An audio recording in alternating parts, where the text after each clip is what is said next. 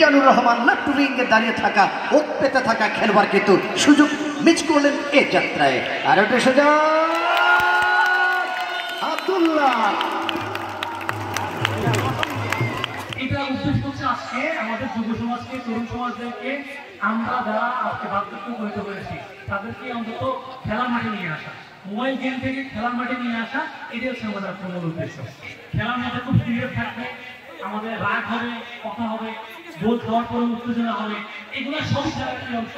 আপনি এটাকে খেলার অংশ হিসাবে দেখবেন, আমাদেরকে সহযোগিতা করবেন, খেলা পরিচালনা যারা করছে রেফারি তাদেরকে সহযোগিতা করবেন।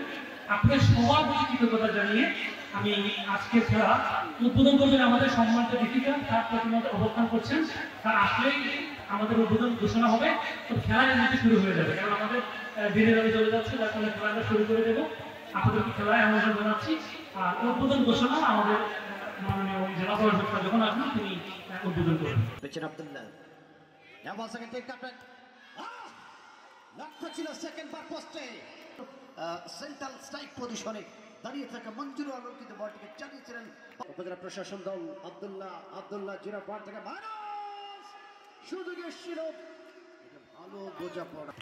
আজকের এই ফাইনাল ম্যাচের প্রথম